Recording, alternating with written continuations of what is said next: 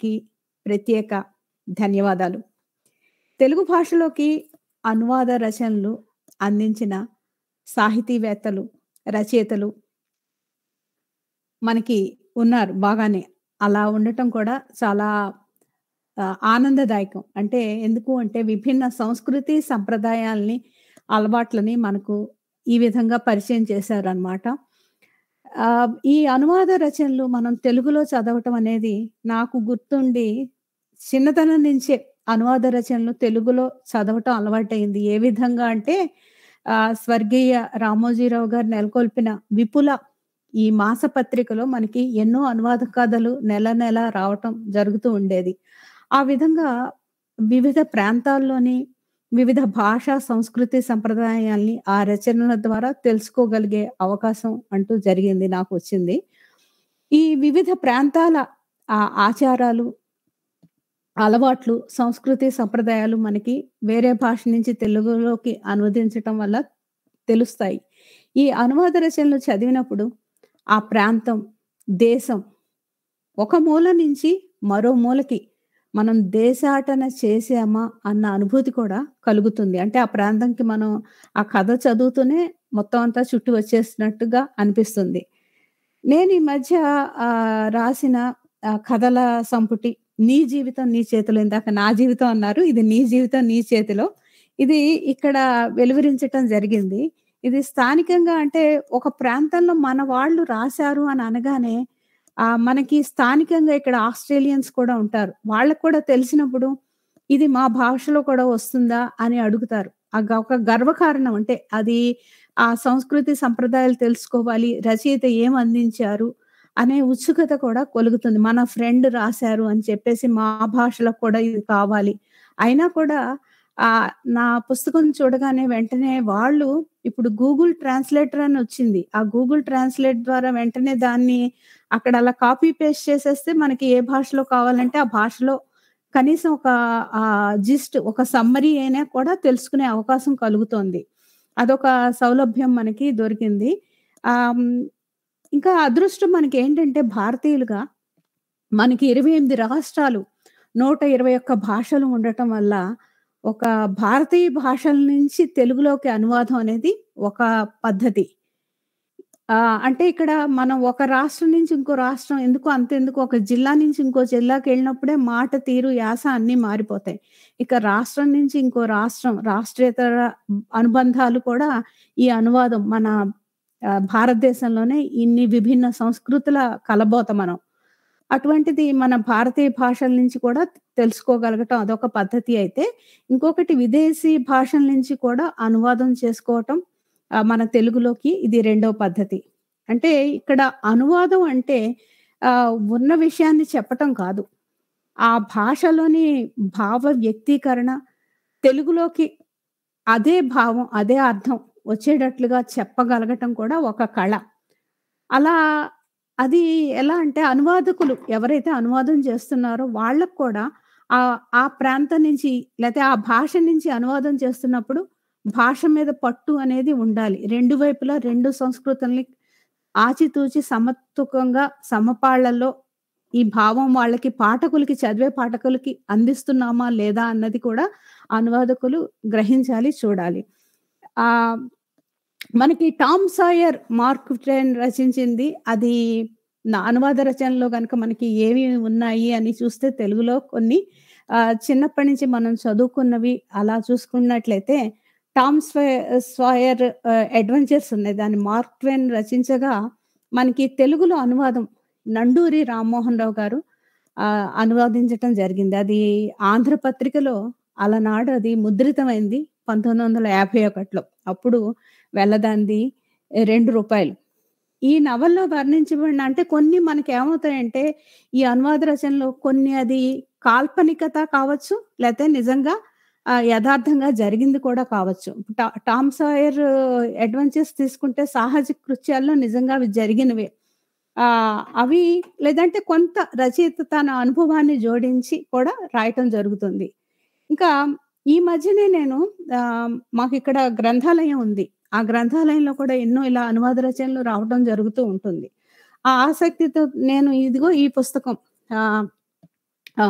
Japan భాషలోని toto చాన్, టెట్సుకో Korea Nagi ఈ రచనని కిటికీలో చిన్నారిగా వాసిరెడ్డి సీతాదేవి గారు తెలుగులో అనువాదం చేశారు. మనకి కిటికీలో చిన్నారి అనగానే మన తెలుగులో ఆ పదాల్ని బట్టి మనకు ఒక అర్థం స్ఫురించొచ్చు. ఎలా అంటే కిటికీ వెలుపల అనే నానుడి నుంచి ప్రేరణ పొంది ఈ పుస్తకానికి ఈ పేరు పెట్టటం జరిగింది. అంటే అంచుల మీద ఉండటం, లేక కష్టాల్లో ఉండటం. అది ఆ వ్యక్తీకరణకి ఆ మాట మనకి ఒక పుస్తకం చూడగానే టైటిల్ ఆ మకుటం ఏదిచ్చారు అని చూడగానే మనకి వెంటనే మనసులో మెదులుతాయి. ఎన్నో ఆలోచనలుంటాయి. ఏముంది ఈ పుస్తకంలో చదవాలనే ఉత్సుకత కూడా ఉంటుంది. అలాంటిది మరి అనువాదం చేసినప్పుడు ఆ టైటిల్ యాజ్ ఇట్ ఈస్‌గా అట్లా ఉంచాలా ఏదా అనేది కూడా ఉంటుంది. ఇది ఇంకా కొన్ని వాస్తవాలే కథా రూపంలో పాఠక లోకానికి చేరతాయి. ఆ వా ఇంకో మరి ఈ టోటో చాన్‌లో ఆ వాస్తవాలు ఎటువంటివి అంటే అవి నిజంగా గుండెల్ని పిండేస్తాయి. చరిత్రలోకెళ్ళి గతంలోకి తొంగి చూస్తే యుద్ధం అనేది ఎంత భయంకరమైంది. ఒక జాతి నిర్మించుకున్న ఆశల సౌధాన్ని ఎలా కూల్చివేస్తుందో ఈ పుస్తకం ద్వారా చదవటం ద్వారా అర్థమవుతుంది. 1945లో టోక్యోపై జరిగిన బాంబు దాడిలో టోమో పూర్తిగా ధ్వంసం అయిపోతుంది. కొబయాషి ఆ స్కూలు తన సొంత డబ్బుతో కట్టించగా, అందువల్ల పునర్నిర్మాణానికి చాలా సమయం పడుతుంది. ఈ యుద్ధం వల్ల పాతబడిన స్థలంలోనే ఒక కిండర్ గార్డెన్ ప్రారంభిస్తారు. అప్పుడు సంగీత కళాశాలకు అనుబంధంగా నడుస్తున్న ఆ శిశు విద్యా విభాగాన్ని రూపొందిస్తారు ఆ సమయంలో. అయితే ఒక యుద్ధం కారణంగా ఒక స్కూలు నెలకొల్పాలి, అది చక్కగా నడవాలి అన్నప్పుడు అది గనక కూలిపోతే అప్పుడు ఎలా ఉంటుంది? అది నిజంగా చదువుతుంటేనే మనస్సుని బాధాతప్త హృదయంతో కలిచివేస్తుంది. అప్పుడు ఇలా జరిగిందనమాట అన్న విషయాలు కూడా తెలుస్తాయి. మనకి యుద్ధ కాలంలో జపాన్ అధికారులు ఇలాంటి ఒక అసామాన్యమైన ఒక ప్రాథమిక పాఠశాలని అసలు ఎలా నడవనిచ్చారు?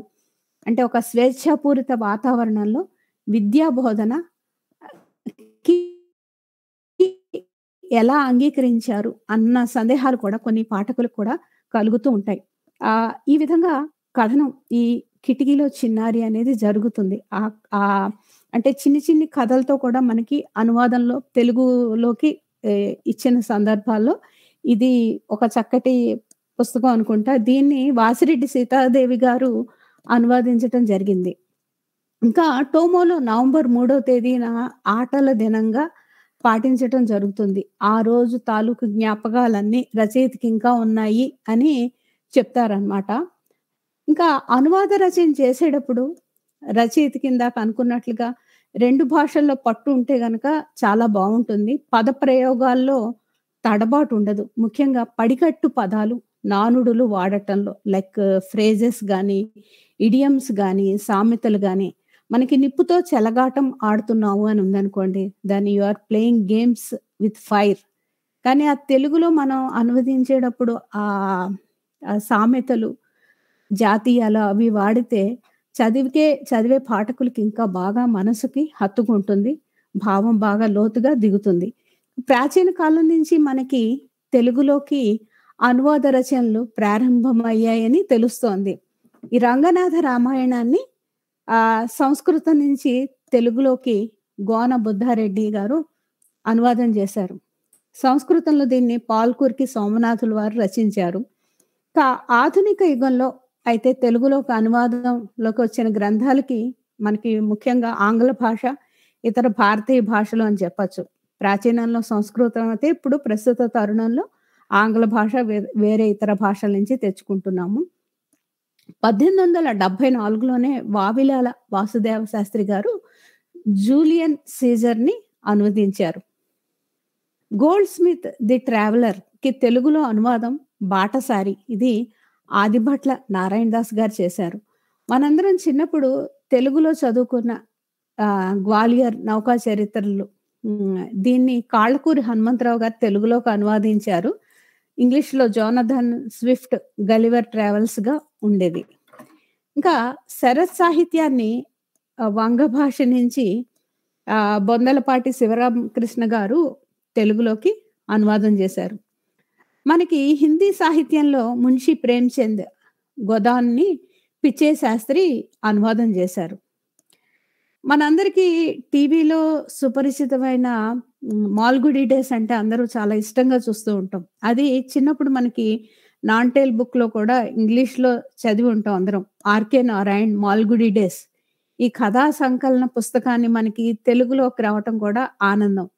ఆ మాల్గుడి ఇది కథల్నిగా మనకి తెలుగులో డాక్టర్ శ్రీ మృణాళిని గారు చేశారు. ఈ మాల్గుడి కథలు కొన్ని మనకి ఊహాపూరితంగా, ఊహాజనితంగా ఆహ్, అంటే అది నిజంగా ఉందా? ఆ మాల్గుడి అనే ప్రదేశం అనే అనుమానం కూడా మనకి వస్తుంది చదివే పాఠకులకి. అది చదువుతున్నప్పుడు ఆ మాల్గుడి అనేది ఆ ఊరు ఆధారంగా ఆ ప్రాంతంలోని ప్రజల జీవితంలోని సంఘటనల్ని ఆధారం చేసుకొని ఈ కథల్ని అల్లారు. రచయిత చెప్పే దాని ప్రకారం ఈ మాల్గుడి అనేది ఉందా? ఆ ప్రదేశం అనేది లేతే ఇది ఒక కల్పితమైన ప్రదేశమా? పాత్రలు, సంఘటనలు ఇవన్నీ ఊహల నుంచి పుట్టిన కల్పిత నగరం.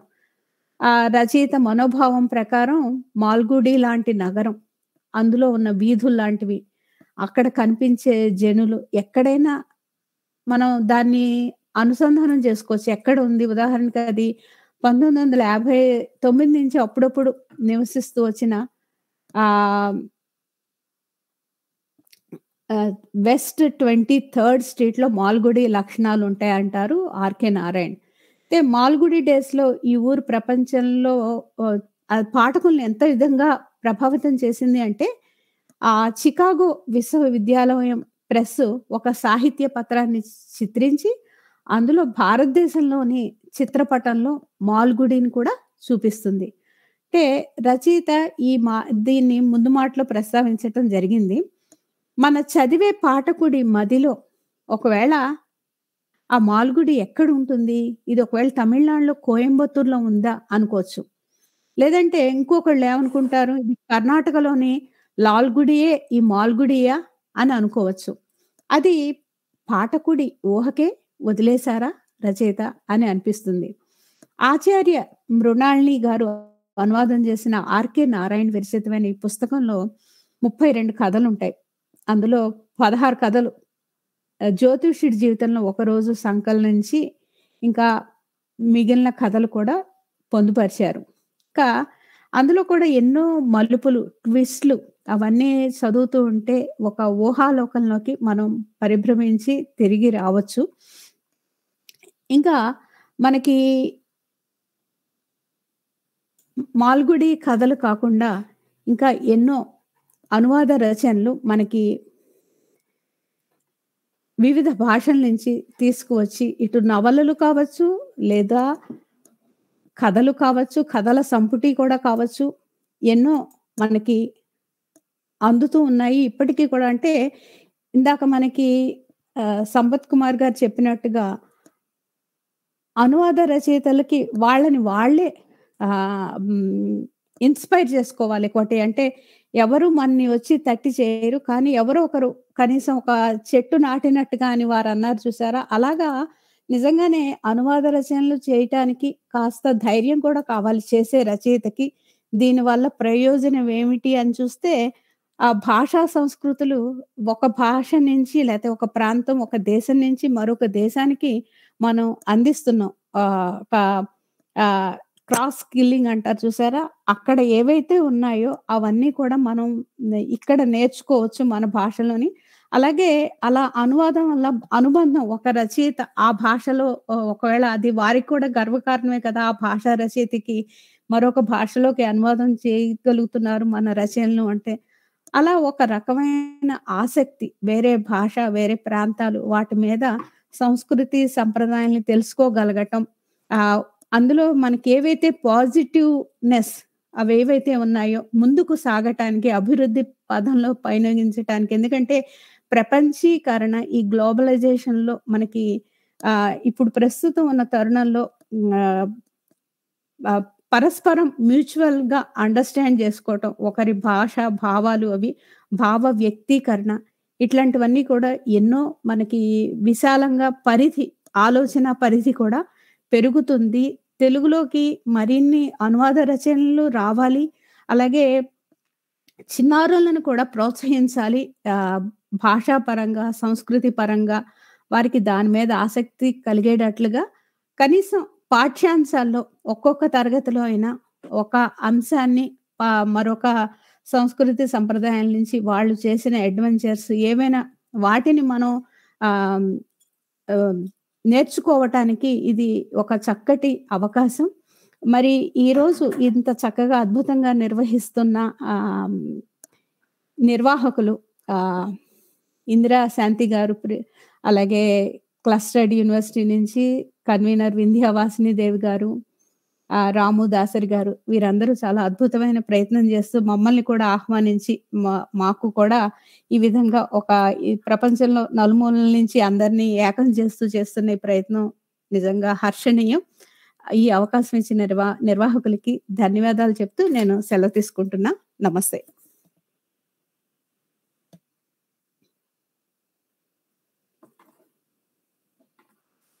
Thank you very much madam. Madhavi గారు,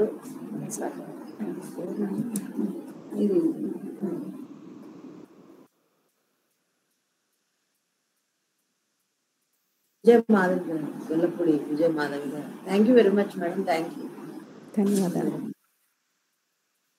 మరి యొక్క విశిష్ట అతిథి, వారిని పరిచయం చేయవలసిందిగా డాక్టర్ గణేష్ తొట్టెంపూడి గారు, department of AI and Data Science, SRH విశ్వవిద్యాలయం, జర్మనీ, వారిని మాట్లాడవలసిందిగా కోరుచున్నాము. అంతకుముందు వారిని పరిచయం చేయవలసిందిగా డాక్టర్ సైదా ఫక్రునిసా గారిని ఆహ్వానిస్తున్నాను.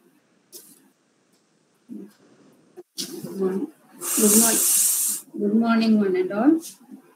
It's my pleasure to introduce Dr. Sri Ganesh Thothempudi, sir, who is a data scientist in natural language processing. He is a professor in computer science and data science, working at SRH Berlin since March 2020. He has pursued his PhD at Sri Venkateswara University, and his achievements are that he has got DAD Young Research Fellowship, Erasmus Mundus Research Fellowship, and he's a founding member of DH India. Due to time constraint, I am reading sir's profile in brief. And he has various research grants, and he has collaborated for various research projects as well. And his expertise areas are big data management, architecture, frameworks, NLP, ML, scientific workflow system, and Oracle certified associate with 98%. He has varied teaching experience in different fields of computers and as well as in languages. He has also conducted or organized various certificate programs, and his project, his project Typecraft and paradigm-based morphological analysis are also to be mentioned. So, seeing his profile, I wondered whether sir is just computer science. He's related to computer science, but he has integrated computer science with languages as well. So, thank you, sir. He has written various books and also developed various apps. Books are Parts of Speech Tagging, a hybrid approach with rule-based and machine learning techniques. LLP publications from Germany. And other books are ACCA, Telugu Pada Nighantu. And other one is Practical Python for Natural Language Processing. So, varied contributions to language also some. And he has various publications to his credit, nearly 30 publications to his credit, and has also organized various workshops, 21 workshops, and he has also given talks on various wonderful topics. To name a few: natural language processing and data science. He was a keynote speaker over there. AI and digital technology, English language teaching and technology, Tilak Poetry and Society.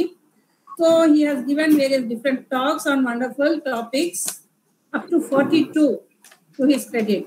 And he has also organized various faculty development programs, nothing but 2-week faculty development program on opportunities in AI and enabling technologies for Internet of Things.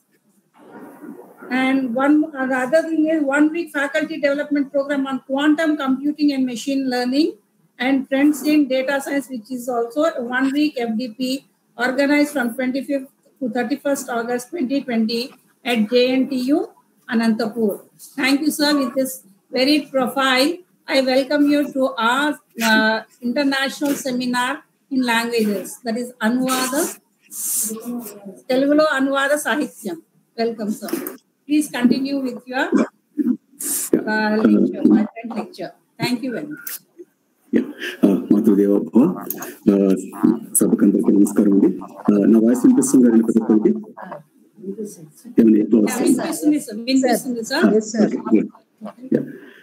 ఈ రోజు ఈ కార్యక్రమం తెలుగు అనువాద సాహిత్యం మీద చేయడం చాలా సంతోషదాయకం.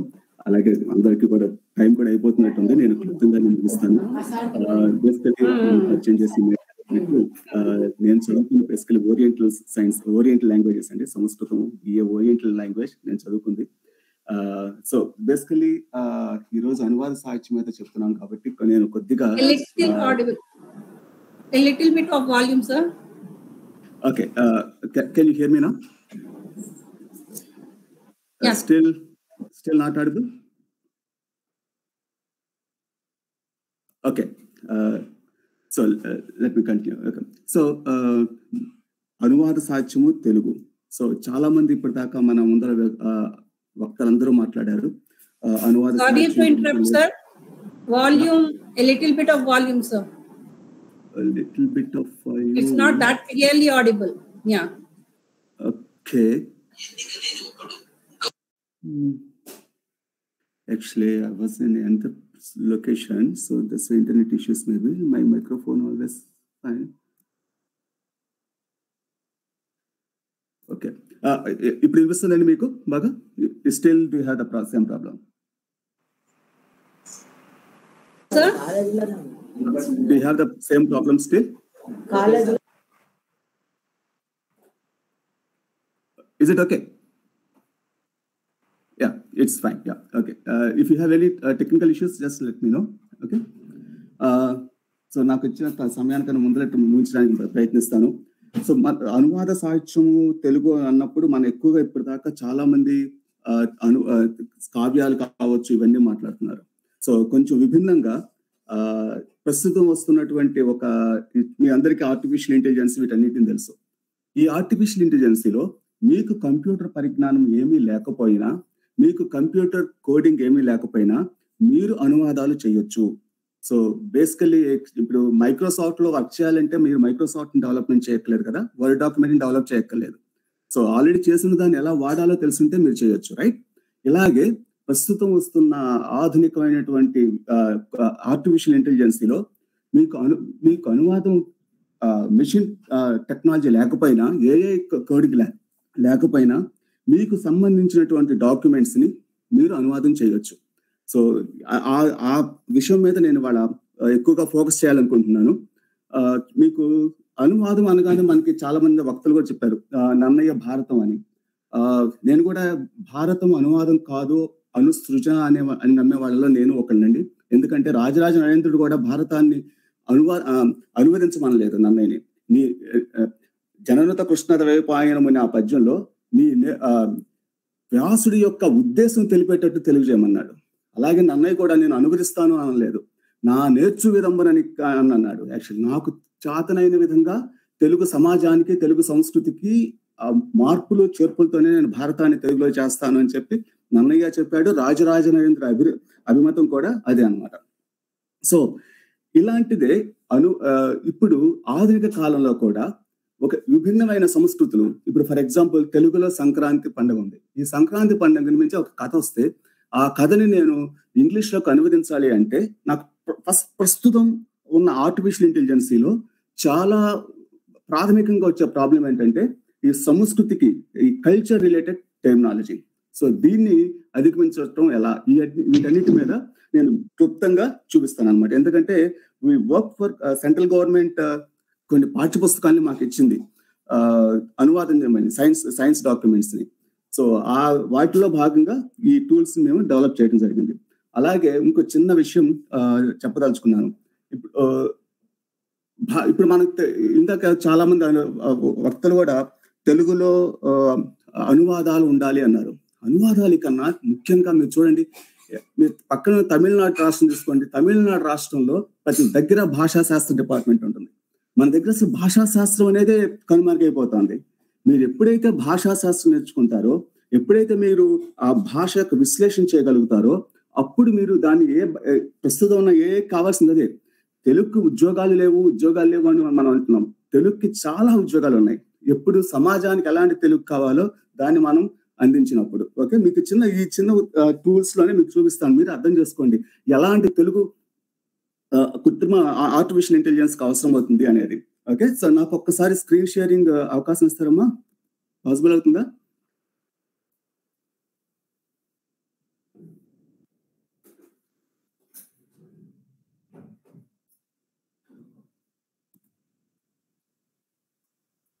Sir, I think you can share it from your side. Screen here. Yeah, I'm going to share that. Yeah, thank you.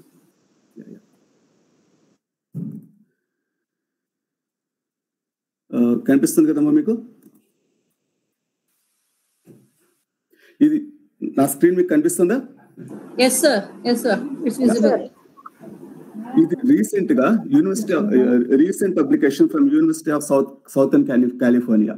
వీళ్ళు చెప్పింది ఏంటంటే, మీరు బైలింగ్వలిజం ఎప్పుడైతే, multilingualism is the best, but at least మీరు ఆ బైలింగ్వలిజం అంటే 2 భాషల మీద మీరు ఎప్పుడైతే పనిచేస్తూ ఉంటారో, 2 భాషలకు సంబంధించిన పుస్తకాలను ఎప్పుడైతే మీరు చదువుతూ ఉంటారో, మీ బ్రెయిన్ యొక్క పనితీరు ఇలా ఉంటుంది అని చెప్పి వాళ్ళు ఇమేజెస్, ఎంఆర్ఐ ఇమేజెస్ పబ్లిష్ చేశారన్నమాట. యాక్చువల్లీ మీరు చదవండి, ఇది exact what the set is.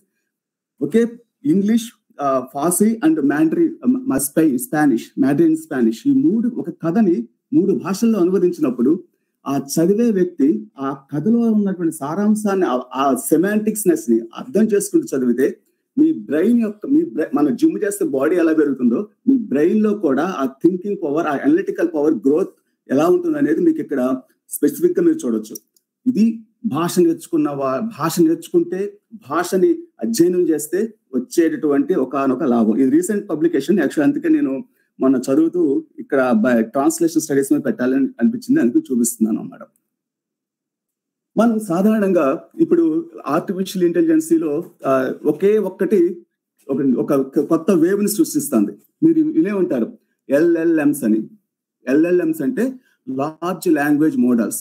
మీకు కంప్యూటర్ ప్రోగ్రామ్ రాకపోయినా, మీకు కంప్యూటర్ యొక్క పరిజ్ఞానం లేకపోయినా, నువ్వు ఈ LLMs ను ఉపయోగించి చాలా చేయొచ్చు. ఓకే, సో అది ఎలాంటిదంటే, ఫర్ ఎగ్జాంపుల్ మీకు ఒక చిలక ఉందనుకోండి. ఆ ఒక పిల్లాడో లేకపోతే ఒక చిలక ఏదైనా కావచ్చు. అది దాని చేత ఎలా మాట్లాడించాలి, దానికి విభిన్నమైనటువంటి ఇన్పుట్స్ ఎప్పుడు ఇస్తా ఉండాలి, అంతే కదా. ఇప్పుడు చూడండి, ఒక పక్షి లేకపోతే ఒక ఉన్నప్పుడు ఆ ఇంట్లో ఆ మనుషులు మాట్లాడుకుంటూ ఉంటున్నారు. Mom, I am hungry, I want some eat to do some biryani or something. So different kind of topics ఇవన్నీ మాట్లాడుకుంటూ ఉంటే ఈ పక్షి లేకపోతే ఇది అబ్జర్వ్ చేస్తూ ఉంటుంది.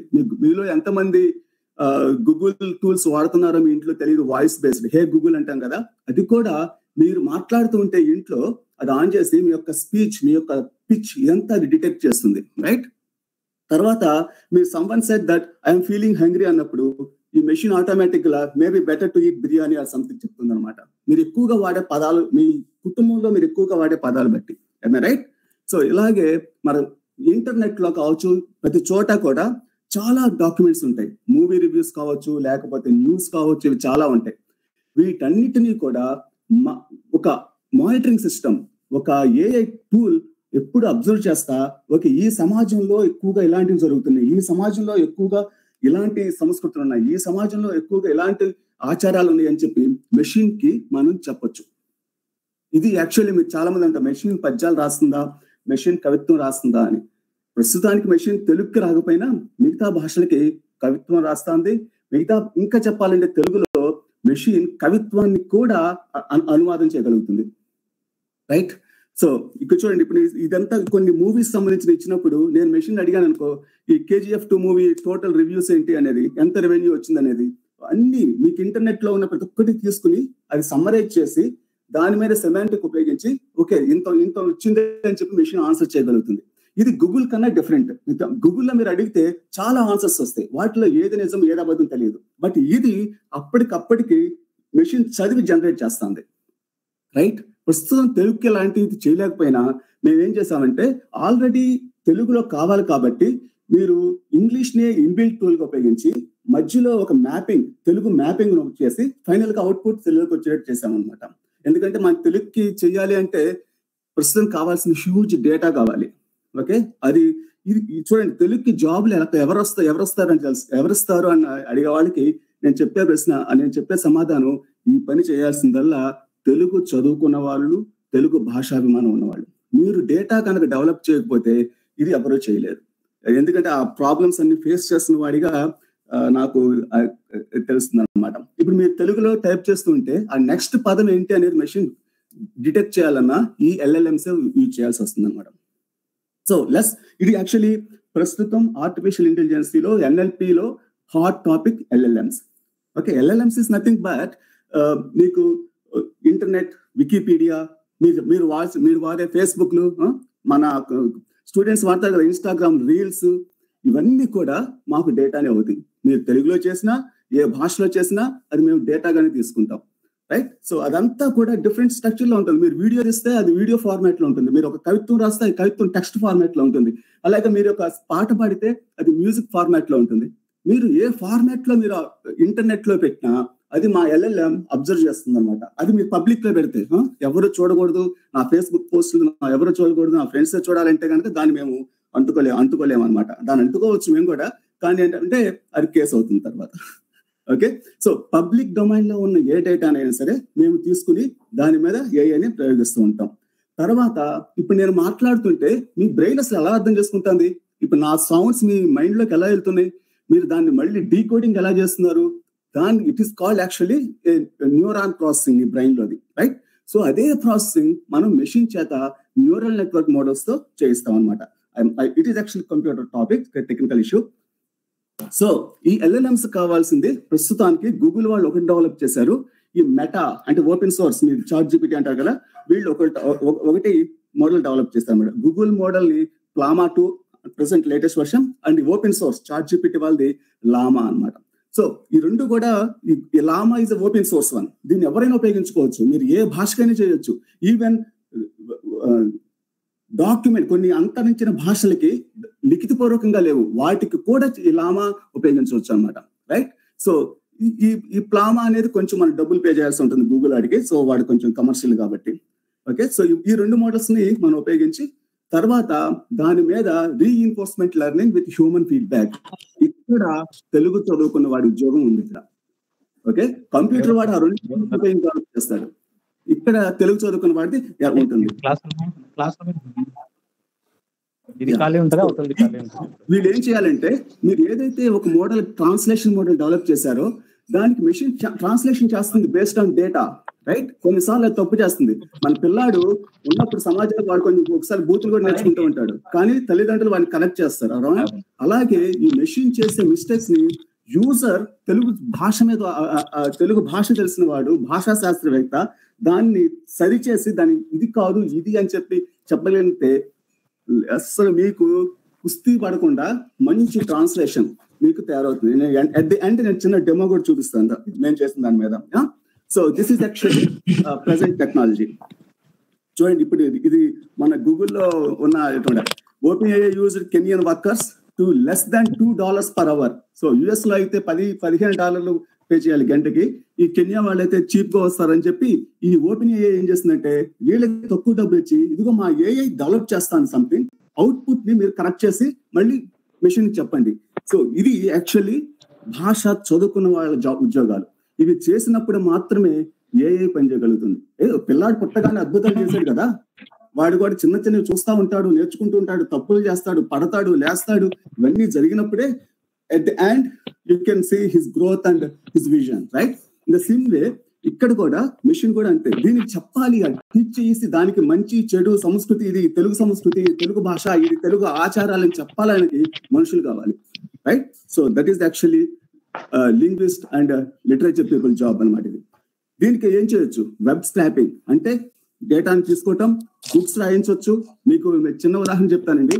పోయిన సంవత్సరం ఆ తెలుగు భాష దినోత్సవం రోజు మా కౌన్సిలేట్ జనరల్ గారు ఉన్నారు ఇక్కడ, ఇండియన్ కౌన్సిలేట్ జనరల్, ఆయన చేత నేను ఒక బుక్ ను ఆవిష్కరింపజేశాను అయోధ్య మీద. సో ఆ బుక్ నేను రాయలేదు, లిటరల్లీ మెషిన్ రాసింది, నేను జస్ట్ ఎడిట్ చేశాను అనమాట. అరౌండ్ 100 pages ఉంటుంది. అసలు అయోధ్య చరిత్ర ఏంటి, ఇంటర్నెట్ లో ఎక్కడ అయోధ్య గురించి ఉన్న మొత్తం గ్రాప్ చేసేసింది.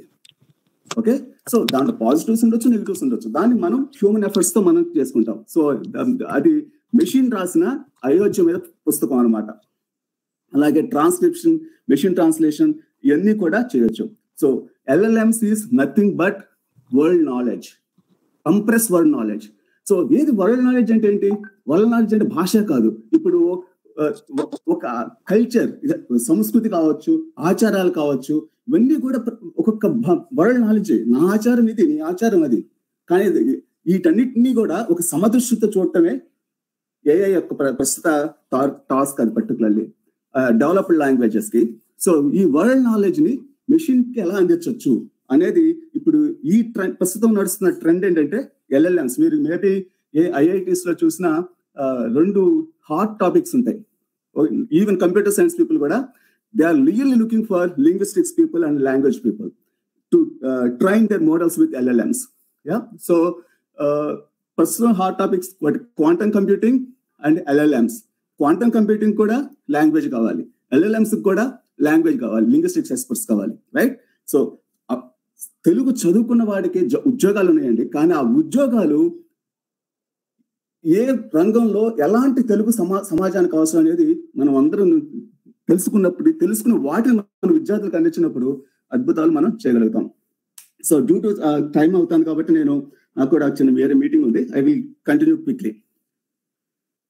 నేను ఇందాక ఒక ఓపెన్ సోర్స్ చూపించాను కదా, అది LLMs గా పెద్ద అనుకోకండి. ఓన్లీ 2 files తో రన్ చేయొచ్చు. ఒకటి పారామీటర్స్ ఫైల్. ఈ పారామీటర్ ఫైల్స్ అనేది ప్రతి లాంగ్వేజ్ కి మీరు డెవలప్ చేయాలి. ఇది ఆల్రెడీ మీరు చేసిన ఈ నాలెడ్జ్ ని మెషిన్ లెర్నింగ్ లో రిప్రజెంట్ చేస్తుంది. వితౌట్ ఇంటర్నెట్ మీ ల్యాప్టాప్ మీ భాషతో, వితౌట్ ఇంటర్నెట్ అన్నమాట. ఎందుకంటే మీ ల్యాప్టాప్ లోనే మీరు దానికి మెషిన్ లెర్నింగ్ టీచ్ చేస్తున్నారు కాబట్టి. సో ఇక్కడ చూడండి, ఇప్పుడు మీరు ChatGPTలో మీరు విభిన్నమైన ప్రశ్నలు అడుగుతారు, అవునా? మెషిన్ దాన్ని అండర్స్టాండ్ చేసుకుని అనాలిసిస్ చేసి వస్తుంది, ఆన్సర్ ఇస్తుంది. ఈ నాలెడ్జ్ బేస్ చూసారా? ఇది చేయాల్సింది భాషా శాస్త్రవేత్తలుగా, తెలుగు భాషాభిమానులుగా మీరు పని. ఇప్పుడు ఇది చేయడానికి, ఈ కోడింగ్ రాయడానికి చాలా మంది సాఫ్ట్వేర్స్ ఉన్నారు. బట్ ఇది భాషా నాలెడ్జ్ ని, భాషా నిధిని, భాష యొక్క సంస్కృతిని, వీటిని ఒక డీకోడ్ చేయడానికి, మేము యాక్చువల్లీ టెక్నికల్ చెప్పాలంటే వెక్టరైజేషన్ అంటాం. I will show you simple site. ఆ వెక్టరైజేషన్ చేయడానికి మనుషులు లేరు. అది ఎవరి ఉద్యోగం? తెలుగు వాళ్ళ ఉద్యోగం. ఓకే, సో ఇక్కడ చాలా జాబ్స్ ని తెలుగుకి క్రియేట్ చేశారు. అనువాదం కావచ్చు, ఎనీ డేటాబేస్ కావచ్చు, ఏదైనా కావచ్చు. సో ఏం చేయాలి వెక్టరైజేషన్ అంటే? ఇది చేయాలి యాక్చువల్లీ. మెషిన్ నేను జస్ట్ గ్రాఫ్ గా చూపించాను. మెషిన్ అర్థం చేసుకునేది ఇది. ఇప్పుడు మన భాషలో విభిన్నమైన పదాలు ఉంటాయి, రైట్? ఇప్పుడు చిన్న ఉదాహరణ మెషిన్ ట్రాన్స్లేషన్ తీసుకోండి. మీరు గూగుల్లో ఇంగ్లీష్ వాడికి అన్నిటికీ కట్టే ఉంటుంది. He cut the tree, he cut the neck, he cut the ribbon, everything is cut. దాన్ని ట్రాన్స్లేషన్ చేయాలంటే తెలుగులో ఏంటి? వాడు రిబ్బన్ ని కత్తిరించాడు, చెట్టుని నరికాడు, కూరగాయలు కోసాడు, ఓకే, మళ్ళీ తలను వచ్చేసరికి నరుగుతాడు. ఓకే, సో డిఫరెంట్ ఆ ఆబ్జెక్ట్ ని బట్టి మనం డిఫరెంట్ పదాలు వాడుతున్నాం, రైట్? ఇప్పుడు ఇక చెట్టు, తల, ఇవన్నీ కూడా నియరెస్ట్ వర్డ్స్ టు యూజ్ నరుకు. ఓకే, కొన్ని పదాలు కత్తిరించు అనే వాటికి ఆ యొక్క పదాల యొక్క ఆంటాలజీని బట్టి ఉంటుంది, రైట్? సో వీటిని మెషిన్ చెప్పగలగాలి. చెప్పినప్పుడు మెషిన్ అద్భుతంగా మెషిన్ ట్రాన్స్లేషన్ చేయగలుగుతుంది. ఈవెన్ మీ పోయిటరీని కూడా ఆ కవిత ఊహలని అంతగా రిప్రజెంటేషన్ చేయలేకపోయినా లిటరల్లీ ఆ సెన్స్ ని మాత్రం ప్రస్తుతం తెలుగుకి చేయించవచ్చు.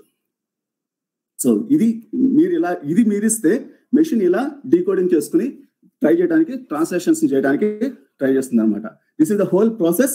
మీకు చిన్న ఉదాహరణ చెప్తాను దీని ద్వారా ఏం చేయొచ్చు అనేది. మీకు రీసెంట్ గా ఈ న్యూస్ చూసారా? మీకు ఇండియన్, అదే మేబీ ఒక 2 వారాల క్రితమో వచ్చి ఉంటుంది తెలుగు న్యూస్ లో. దీన్ని మేము యాక్చువల్లీ చూడండి, భాష నేర్చుకున్నామంటే కేవలం కవిత్వం ఇది కాకుండా సమాజానికి నా చదువు ఎలా ఉపయోగిస్తుంది, నా భాషా శాస్త్రం సమాజానికి ఎలా ఉపయోగిస్తుంది అని ఆలోచిస్తే ఇది లిటరల్ గా 2 సంవత్సరాలు వెబ్సైట్ నుంచి మేము ఇంకా చెప్పాను కదా, డేటా క్రాల్ చేస్తా ఉన్నప్పుడు కనిపించిన ఒక పెద్ద స్కామ్. ఓకే, మన తెలుగు వాళ్ళే జర్మనీలో చేస్తున్న స్కామ్ అనమాట. సో వీటిని మేము ఇక్కడ ఈ టెక్నాలజీ ఉపయోగించి పట్టుకోవడం జరిగింది. ఓకే, అదే I'm not going to details in to that one. Okay, అందర్ థింగ్, రీసెంట్ గా మీరు జస్వంత్ సినిమా యాక్టర్ స్టోరీ విన్నారా న్యూస్ లో? పోలీస్ IPS ఆఫీసర్స్ ఇదంతా. దీన్ని కూడా ఇక్కడ ఇంటర్నేషనల్ హ్యూమన్ రైట్స్ వాళ్ళు కొన్నిసార్లు ఇట్లాంటివి చేస్తూ ఉంటారు అనమాట. మీకు చిన్న చూపిస్తాను. మీరు ఇంటర్నెట్ లో వాడుతున్నప్పుడు, మీరు ఇంటర్నెట్ యూజ్ చేస్తున్నప్పుడు మీ వాడే పదాలను బట్టి, మీరు వాడే రాసే విధానాన్ని బట్టి మీ యొక్క ఏజ్, మీ యొక్క జెండర్ ఇవన్నీ కూడా డిటెక్ట్ చేయొచ్చు. ఫర్ ఎగ్జాంపుల్ చూడండి, మోస్ట్లీ మేల్ ఇలాంటి పదాలు వాడతారు ఇంటర్నెట్ లో, డేటాలో. ఫిమేల్స్ ఇలాంటి పదాలు వాడతారు. అమ్మాయిలకి లవ్ అంటే చాలా ఇష్టం అనమాట, మేబీ. ఓకే, ప్రేమ స్వరూపుల. ఓకే, ఇది నాది కాదండి, actually this is from this researchers. 2008 లో పబ్లిష్ చేసింది ఇది. ఓకే, సో ఇది తర్వాత మీరు చూడండి, ఇది ఒక వ్యక్తి వాడుతున్న పదాలు కూడా మారుతూ ఉంటాయి గ్రాడ్యువల్లీ, అతని ఏజ్ ని బట్టి మాట్లాడే విధానం కూడా మారుతూ ఉంటుంది. ఇవన్నీ కూడా ఏఐకి చెప్పగలగాలి. తెలుగు సమాజంలో పదాలు ఎలా మారుతున్నాయి, తెలుగు సమాజంలో ఎలాంటి వ్యక్తులు ఎలాంటి పదాలను వాడుతున్నారు, వీటిని తర్వాత different parameters, face expressions, psychological features ఇవన్నీ కంబైన్ చేసి ఎవరు నీతి పరులు, ఎవరు నిజాయితీ పరులు, ఎవరు అబద్ధాలు ఆడుతున్నారు అని కూడా డిటెక్ట్ చేయొచ్చు. ఇది యాక్చువల్లీ చూపిద్దాం అనుకున్నాను. ఒక IPS ఆఫీసర్ ని మేము యాక్చువల్లీ ఈ టూల్ ఉపయోగించి, తెలుగు టెస్ట్ డేటాను ఉపయోగించి, ఆయన యూట్యూబ్ లో ఉంటాడు ఎక్కువగా. సో నా దగ్గర మాస్టర్ థీసిస్ వచ్చింది లిటరలీ అతని మీదే. Okay, so we detected actually his cheating, not honest అని. మీరు చూడండి, ఇది రీసెంట్ గా మేము చేసిన, ఇప్పుడు చెప్తున్నాం కదా ఉమెన్ సేఫ్టీ అని. ఇది what is happening here, you can see this one. Women safety, పోలీసులు రక్షించాల్సిన పోలీసులే పోలీస్ స్టేషన్కి వెళ్తే ఇలాంటివి చేస్తూ ఉంటారు. ఈ డేటాని పబ్లిక్ నుంచి గ్యాదర్ చేసి, మీకు ఇక్కడ కనిపిస్తుంది కదా, Guntur rural SP, he's really escaped. ప్రజలు ఇచ్చే ఆ కాల్స్ కి ఆన్సర్ చేయలేక, ఏంటిది ఎందుకు చేస్తున్నారని ఆన్సర్ చేయలేక ఒక SPని ఫారినర్స్, ఇంటర్నేషనల్ హ్యూమన్ రైట్స్ వాళ్ళు పట్టుకున్నారు. ఇప్పుడు ఆయన ఈ న్యూస్ లో, ఈ కేసులో ఆయన కూడా తెలుగులో న్యూస్ లో వస్తున్నారు. ఇలా మేము డేటాని స్టోర్ చేస్తాం అనమాట. ఇది మనం చేయాల్సింది. ఇది క్లుప్తంగానే చెప్తున్నాను, పావు గంటల LLMs గురించి కష్టం, బట్ ఒక ఐడియా ఇలాంటి డెవలప్ చేయటం వల్ల చాలా ఉద్యోగ అవకాశాలు ఉండడానికి అవకాశం ఉంది. చివరిగా మీకు చూపిస్తాను ఒకటి. నా స్క్రీన్ కనిపిస్తుందమ్మా మీకు? No, sir. Okay, quickly I am going to show some video on translation, machine translation చేసేది.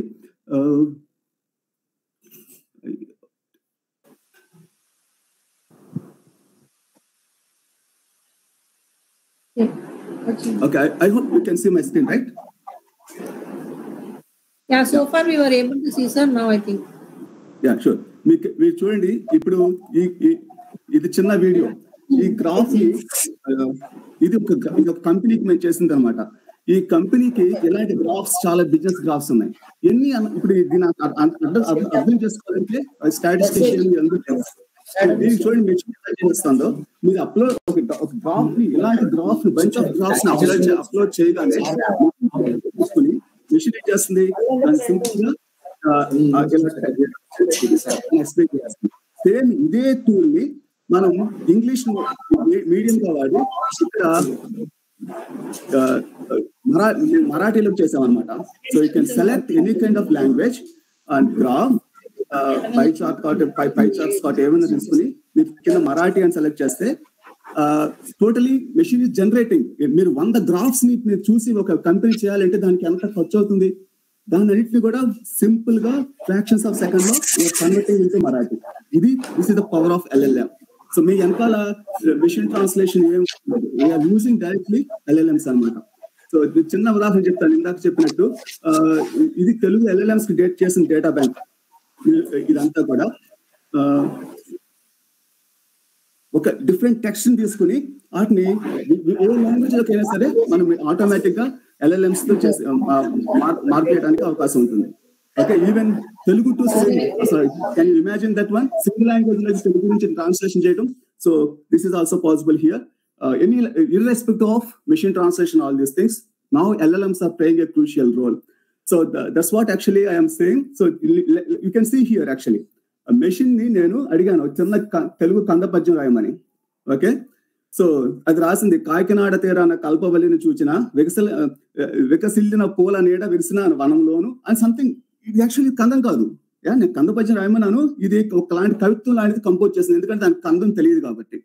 బట్ అక్కడ అర్థం చేసుకోవాల్సింది చూడండి, ఇది తను రాసింది ప్రకృతి సౌందర్యము, కళ, వీటిని గురించి రాశాను అని చెప్పి ఇది అర్థం చేసుకోగలుగుతాను, right?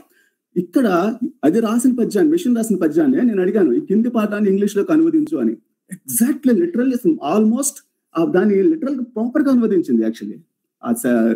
Upon seeing the wish fulfilling tree, అంటే విష్ ఫుల్లింగ్ అంటే యాక్చువల్లీ ఇది కల్పవల్లి, ఓకే, కల్పవృక్షం. ఆ context literally it is comprehensible. So this is the beauty of LLMs nowadays. So LLMs పని నేర్చుకోవడానికి మీకు అద్భుతమైన టెక్నాలజీ ఏమక్కర్లేదు. మైక్రోసాఫ్ట్ వర్డ్ లో టైప్ చేయడానికి మైక్రోసాఫ్ట్ ఎలా అవసరం లేదు, నేర్చుకోవాల్సిన అవసరం లేదు. దీన్ని ఎలా వాడాలో తెలుసుకుంటే సరిపోతుంది. ఓన్లీ 2 ఫైల్స్ తో మీ ల్యాప్టాప్స్ ని వీటిని చేయొచ్చు అనమాట. Finally I'm going to conclude. ఇది మేబీ ఈ నవంబర్ లో we are organizing a conference on actually digital heritage and culture in Germany. So anyone has interest to write some research papers. It is a double reviewed research paper. అంటే మీరు పంపించిన papers ని మేము double review చేస్తాము. We are 3 people professors in Potsdam, one of the prestige SAP combination తో. And we are going to publish this in Springer highly valued journal. Springer వాళ్ళు publish చేస్తున్నాము. If anyone has interest, particularly and basically ఎందుకు organise చేస్తున్నానంటే, అసలు ముందర మన culture ని, మన భాషని డిజిటలైజ్ చేయడానికి కొంత ఇంట్రెస్ట్ క్రియేట్ చేద్దాం అనే ఉద్దేశంతో. Okay, so if anyone has interest, you can write to me your abstract, and if you want to travel to Germany, I can arrange everything. So this is that's it. మీకు bore కొట్టలేదు అనిపిస్తున్నాను. So basically ఏంటంటే, తెలుగు చదువుకున్నాడు బతకాలి, తెలుగు చదువుకున్నవాడు 4 ఏళ్ళు 5 ఏళ్ళు కొంచెం నోట్లోకి వెళ్ళి అన్నం తినాలంటే ఇలాంటి అవసరాన్ని చెప్పడం నా ప్రధాన ఉద్దేశం. ఈ అవకాశాన్ని ఇచ్చిన ప్రతి ఒక్కరికి ధన్యవాదాలు తెలియజేస్తూ నమస్కారం.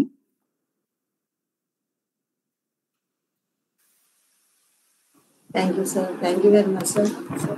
Thank you very much, sir, for sparing your valuable time. You are wonderful too. Sir, so,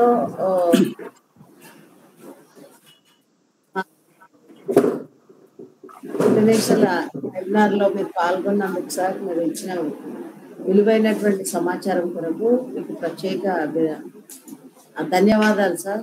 thank you very much sir. ఇప్పుడు మరి ఒక ప్రత్యేక అతిథి ప్రసంగం ఆచార్య ఆర్ హరినాథ్ గారు, తెలుగు ఆచార్యులు, అనువాదకులు, మైసూరు. సో వారిని గురించి పరిచయం చేయవలసిందిగా డాక్టర్ ఎం ఉమర్ గారిని ఆహ్వానిస్తారు. Good morning, respected Vice Chancellor Sir Sai Gopal Sir, guest of honor, and our Principal Madam Indra Shanti Madam, who is presiding over this webinar, and I take and all the eminent writers and speakers of this webinar, and all the participants, a very good morning, good afternoon. I take the immense pleasure and privilege to introduce Professor Sri P.R. Harinath Garu. Sir is a professor of Telugu at Regional Institute of Education, Manasa Gangotri, Mysore. And about his education, he did his PhD in Telugu from Sri Krishna Devaraya University, Anantapur. And his thesis won a gold medal as the best thesis award of Krishna Devaraya University, Anantapur. And he did his MA Telugu in SK University, and he did his MA Sanskrit from Sri Venkateshwara University, Tirupati. And he has, to his credit, many PG diplomas like folklore and performing arts, and diploma in Tamil, diploma in Carnatic music, and diploma in computer applications and Hindi, etc. And he has nearly an experience of more than 40 years of teaching experience. And he has a lot of research experience. And he has published more than 200 research articles. And he has written 4 books to his credit. And he has 34 creative writings. And he has books of translation, 9 books of translation. And he has attended many seminars and presented many papers, nearly 75 seminars, national seminars and conferences he has attended and presented the papers there, and has been a resource person for more than 30 programs and attended 8 orientation refresh courses. And he has conducted many programs, nearly 15 academic and social activities.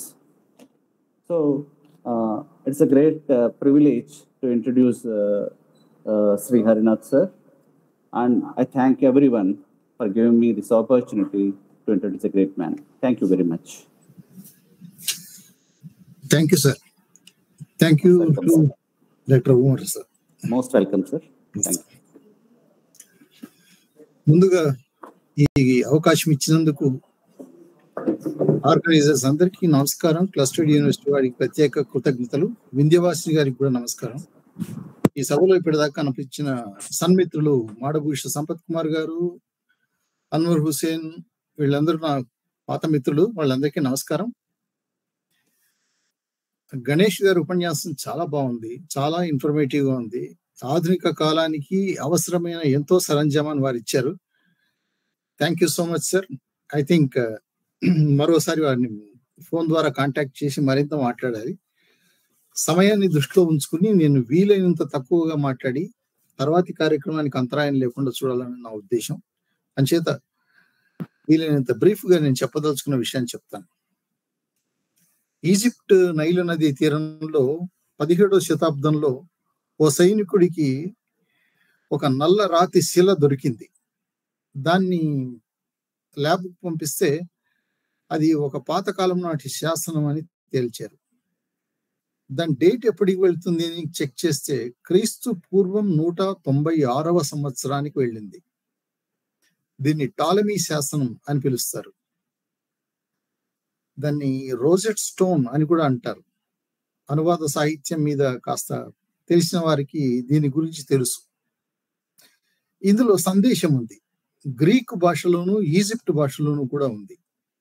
అలాగే బెహిస్తన్ అనే చోట దొరికిన శిలాశాసనంలో Persian, Babylonian languages ఉన్నాయి.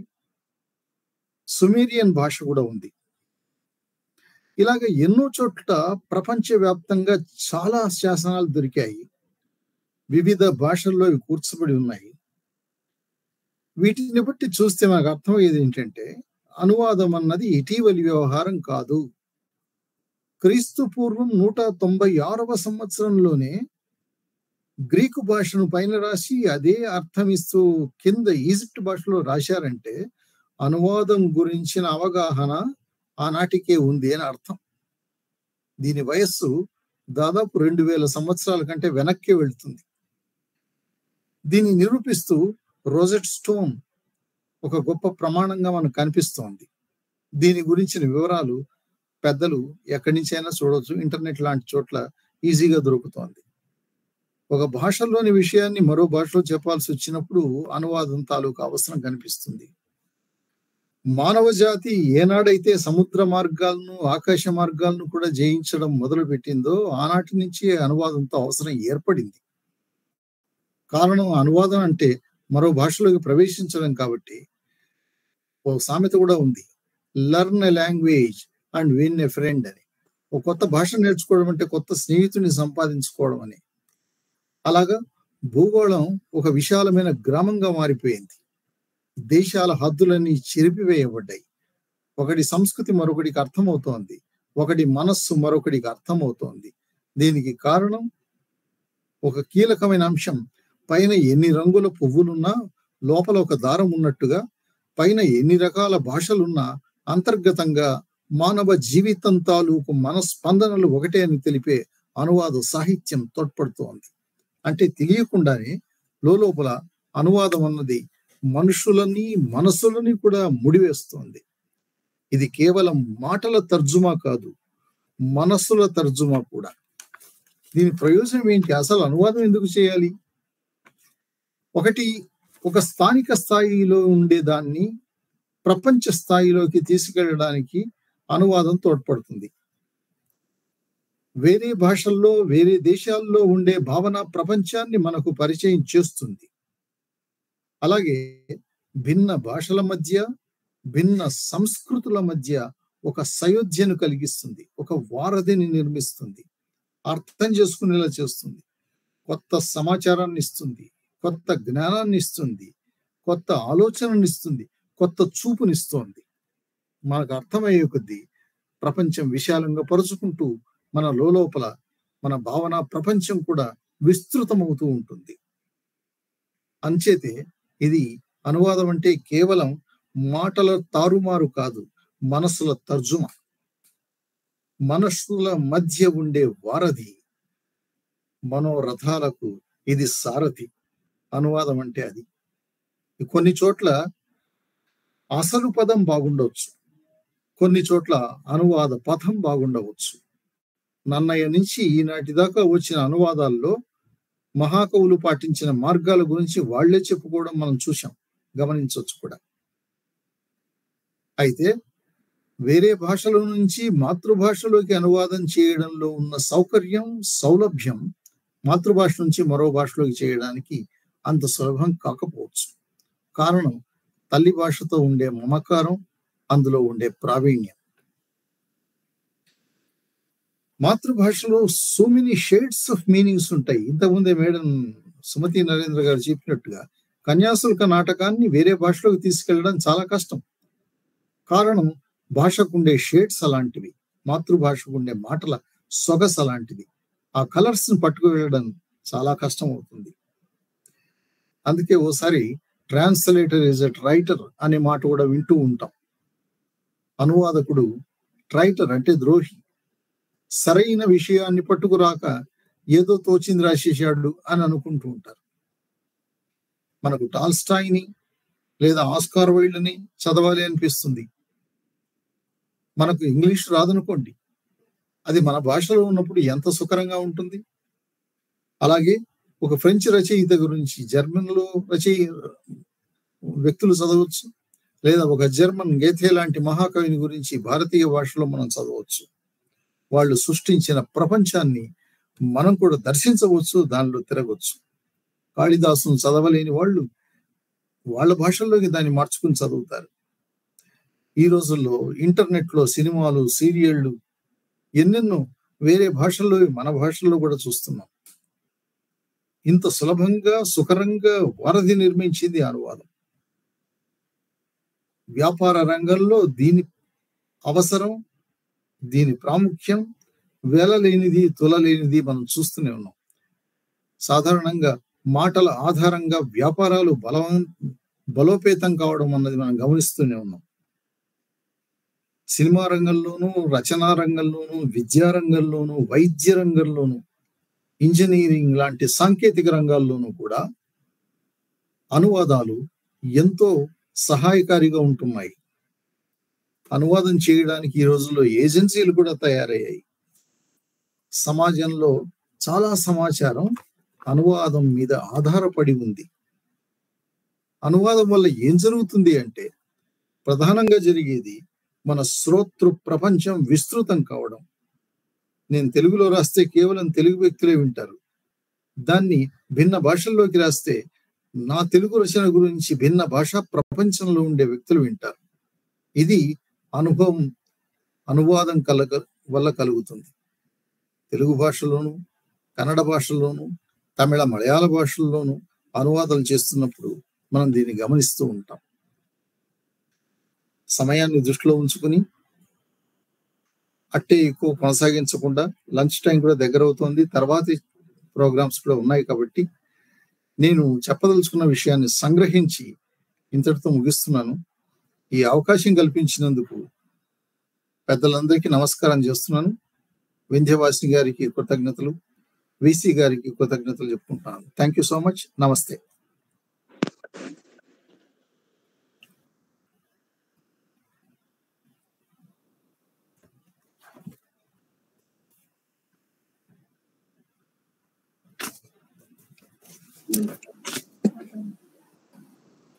ధన్యవాదాలు sir. మీకు చాలా చక్కటి ప్రసంగాన్ని చేసినందుకు మీకు హృదయపూర్వకంగా ధన్యవాదాలు తెలియజేస్తున్నాము.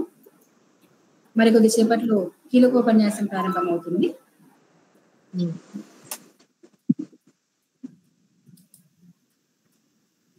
కీలక ఉపన్యాసాన్ని గురించి మన మధ్యకు వస్తున్నారు ఆచార్య బాణాల భుజంగారెడ్డి గారు. వారు హైదరాబాద్ కేంద్రీయ విశ్వవిద్యాలయం నుండి ఈ సమావేశంలో కీలకమైనటువంటి ఘట్టం కీలకోపన్యాసం. కీలకోపన్యాసకులుగా విచ్చేసినటువంటి ఆచార్య భుజంగారెడ్డి సార్ గారికి సాధారణంగా మేము ఆహ్వానం పలుకుతున్నాము. అదేవిధంగా సార్ గారి యొక్క పరిచయాన్ని సంక్షిప్తంగా చేయవలసిందిగా రాము దాసరి గారిని కోరుతున్నాను. నమస్కారం సార్. సార్ వినిపించట్లేదు సార్. రాము సార్ వాయిస్ రావట్లేదు. హలో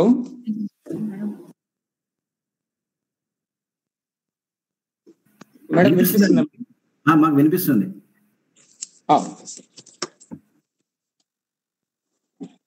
ఈనాటి అనువాద సాహిత్యం తెలుగు అనువాద సాహిత్యం సమాలోచన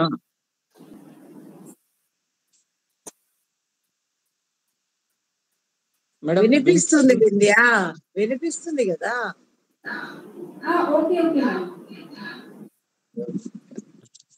సో మే కంటిన్యూ.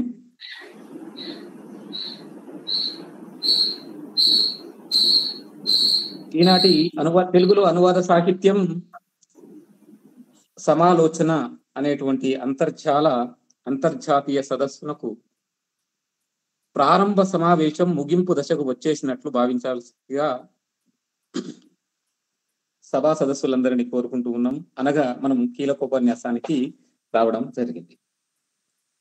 కీలకోపన్యాసకర్తగా విచ్చేసినటువంటి సెంట్రల్ యూనివర్సిటీ అసిస్టెంట్ ప్రొఫెసర్ గారు బాణాల భుజంగారెడ్డి గారిని నా వంతుగా పరిచయం చేసే ప్రయత్నం చేస్తాను.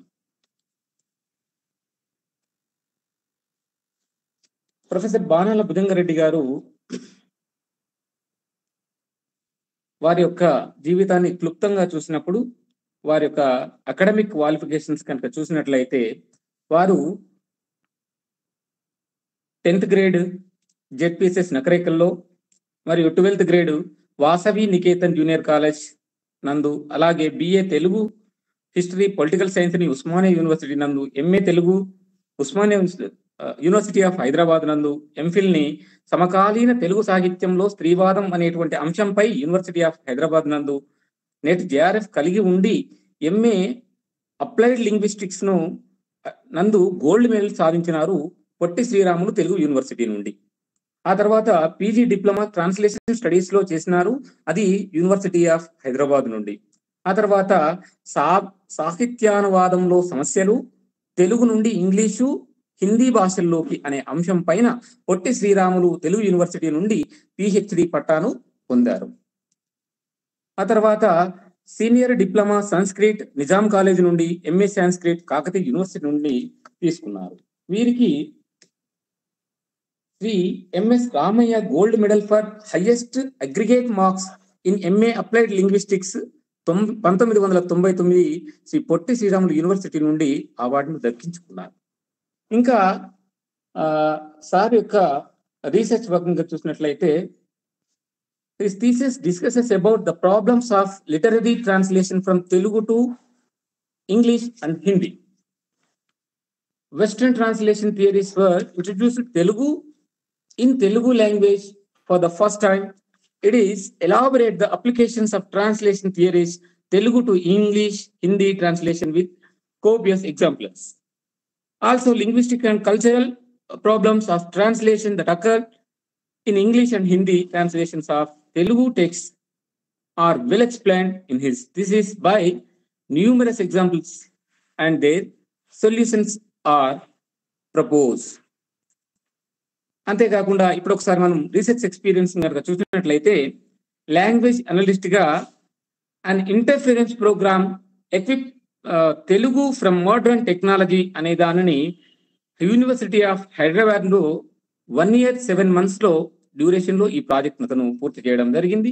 అంతేకాకుండా socio linguistics of variation in Telugu project fellow అనేటువంటి డిజిగ్నేషన్ పొట్టి శ్రీరాములు తెలుగు యూనివర్సిటీ నుండి 1 year 11 months ప్రోగ్రామ్ ను 1999 ఏప్రిల్ 2001 మధ్యలో పూర్తి చేయడం జరిగింది. ఇంకా అంతేకాకుండా టీచింగ్ ఎక్స్పీరియన్స్ కనుక ఒకసారి మనం చూసినట్లయితే assistant professor Telugu subject Osmania university of Hyderabad 16 years 7 months experience కలిగినటువంటి సుదీర్ఘ బోధనానుభవం కలిగి ఉన్నటువంటి ప్రొఫెసర్ గా కనిపిస్తూ ఉన్నారు మనకి.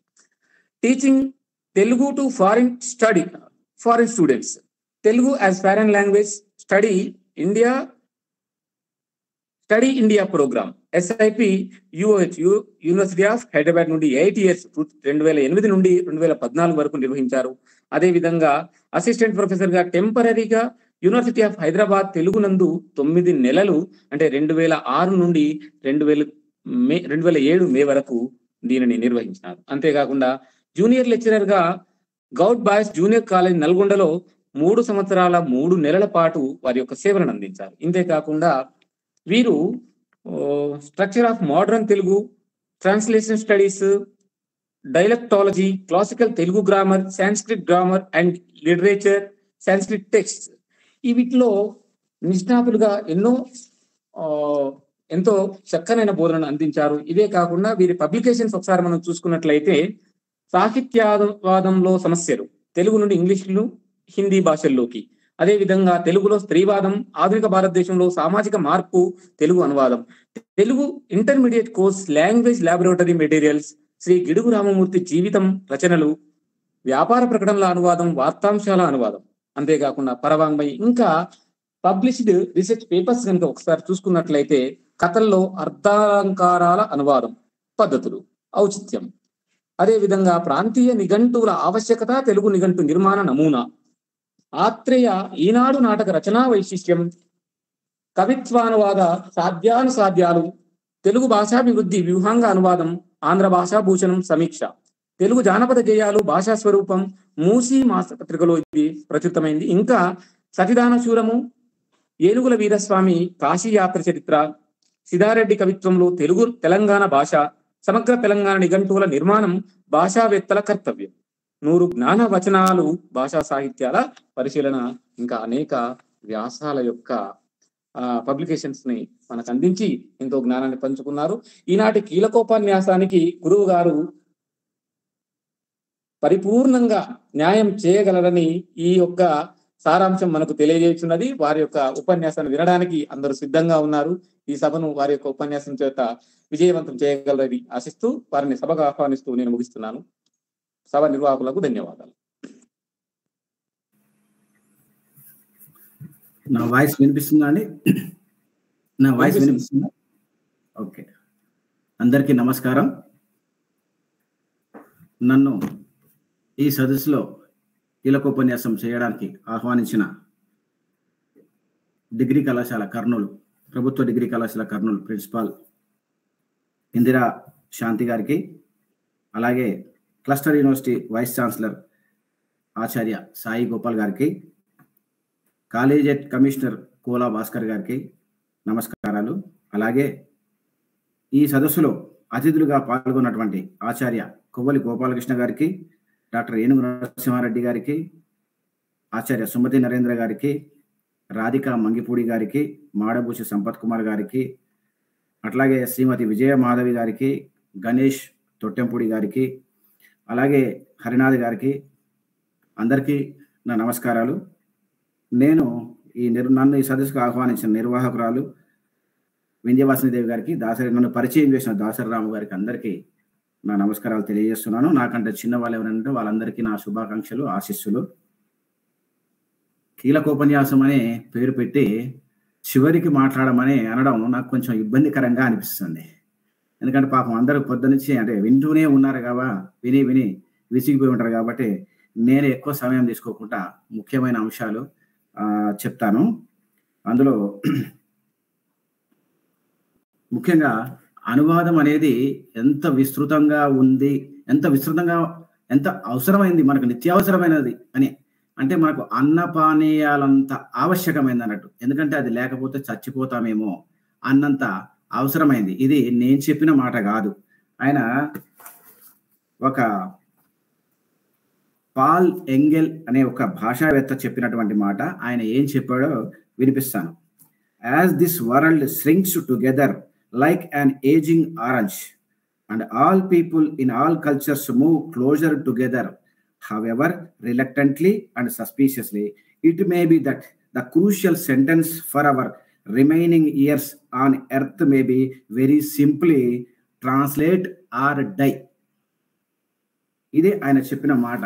ఇది ఎందుకు అంత మనకు అతిశయోక్తి అనిపిస్తున్నది కానీ ఇది వాస్తవం. ఎందుకంటే పత్రికలు నడవాలంటే, ఏ పత్రికలైనా సరే నడవాలంటే న్యూస్ ఏజెన్సీల నుంచి వచ్చిన ఇంగ్లీష్ నుంచి హిందీ వార్తలని తెలుగులోకి ట్రాన్స్లేట్ చేసుకోక తప్పదు. ట్రాన్స్లేట్ చేసుకోకపోతే పత్రికలు మూసుకోవాల్సిన పరిస్థితి. అంటే వాటికి ఇంకా ఎగ్జిస్టెన్సే లేదని అర్థం. కాబట్టి ఆయన చెప్పిన మాటలు అతిశయోక్తి ఏం కాదు. తర్వాత ఈ అనువాదం ఎంత ప్రయోజనకరమైంది అనేది కూడా మన వాళ్ళు చెప్పారు. అంటే ఎందుకు చేయాలి మనం అనువాదాలు? ముఖ్యంగా తెలుగులో సాహిత్య అనువాదాలని మనం సదస్సు పెట్టుకున్నాము. ఈ సాహిత్య అనువాదాల అనువాదాల ఆవశ్యకత ఏమిటి, అనువాదకుల ఆవశ్యకత ఎంత ఉందో కొంతమంది చెప్పారు. అందులో ప్లీనీ ది యంగర్ అని ఆయన ఏమన్నాడో చూడండి. గ్రీకు నుండి లాటిన్లోకి, లాటిన్ నుండి గ్రీకులోకి అనువాదాలు అభ్యాసం చేస్తూ పోతే అనువాదకుని పద సంపద పెరుగుతుందని, ఉపమానాల విస్తృతి పెరుగుతుందని, ఉత్తమమైన రచనలను అనువదించడం వల్ల సొంతంగా రచనలు చేసే స్వభావం అలవడుతుందని, సాధారణ పాఠకుని దృష్టికి అందని అంశం అనువాదకునికి అందుతుందని, అనువాదకునిలో గ్రహణ శక్తి, విమర్శనాత్మక దృష్టి పెంపొందుతాయని ప్లీనీ ది యంగర్ అని ఆయన అన్నారు. అందులో చివరి పాయింట్ చాలా ముఖ్యమైన. అనువాదకుల్లో గ్రహణ శక్తి పెరుగుతుంది, అదేవిధంగా విమర్శనాత్మక దృష్టి కూడా పెంపొందుతుంది. సాధారణ పాఠకునికి అందనటువంటి అంశము అనువాదకునికి దొరుకుతుంది.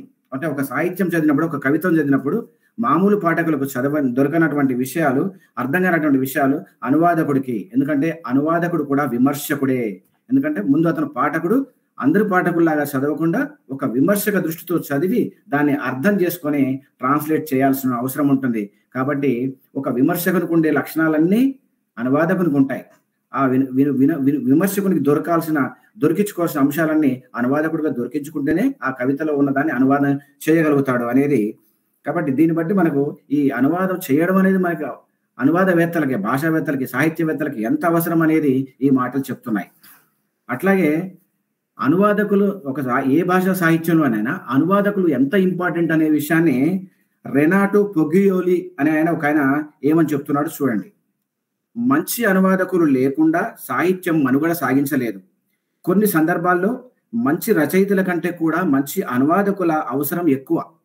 సాహిత్య సామ్రాజ్యంలో అనువాదకులు అత్యాధునిక నాగరిక పౌరులు, మోస్ట్ కాస్మోపాలిటన్ సిటిజన్స్. వారు అసలు లేకపోయినా, వారి సంఖ్య తక్కువగా ఉన్న ఆ సాహిత్య సంప్రదాయం తన చుట్టూ తాను నిర్మించుకున్న చైనా గోడ లోపలే ఉండిపోతుంది. ఆ గోడ దాటి చూడడాన్ని తిరస్కరించే సాహిత్యం నెమ్మదిగా నశిస్తుంది.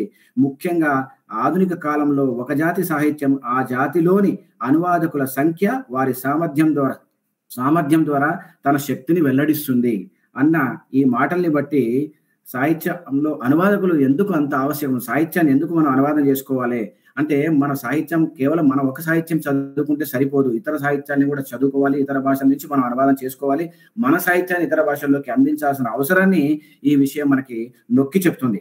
ఎందుకంటే చైనా గోడ లోపల ఉండిపోతుంది, చచ్చిపోతుంది సాహిత్యము.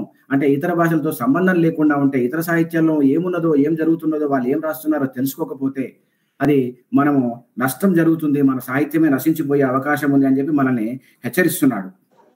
ఇది అదేవిధంగా ఈ సాహిత్య అనువాదం వల్ల ఇంకొక లాభం ఏంటంటే, మనకు కొత్త కొత్త ప్రక్రియలన్నీ వస్తాయి, తెలుగులోకి వచ్చినాయి. అట్లా కథానిక, నాటకము, నవల, హైకూలు, గజళ్ళు, రుబాయిలు అనువాదాల ద్వారానే మన సాహిత్యంలోకి వచ్చినాయి. అదేవిధంగా ఇతిహాసాలు కూడా మన నన్నయ్య అనువాదంతోనే ఇతిహాసాలు, పురాణాలు మొదలైనవన్నీ కూడా మనకు అనువాదాల ద్వారానే వచ్చాయి. కాబట్టి మన తెలుగు సాహిత్యం ఇంత అభివృద్ధి చెందింది అంటే దానికి కారణం అనువాదమే అని మనం నిస్సంశయంగా చెప్పొచ్చు. అట్లాగే సాహిత్యంతో పాటు మనం ఎప్పుడైతే ఇతర భాషల నుంచి అనువాదం చేసుకున్నామో ఆ టైంలో మన కొత్త సాహిత్య ప్రక్రియలు రావటమే కాకుండా వాటితో పాటు మన పద సంపద కూడా విస్తృతం అవుతుంది. ఎన్నో సంస్కృత పదాలు, ప్రాకృత పదాలు, సంస్కృత మన కవిత్రయ అనువాదం ద్వారా అదే శ్రీనాథుని అనువాదం ద్వారా మనకు తెలుగులోకి వచ్చి అనేక పదాలు మన పద సంపద విస్తృతమైంది, మన భాష పరిపుష్టమైంది.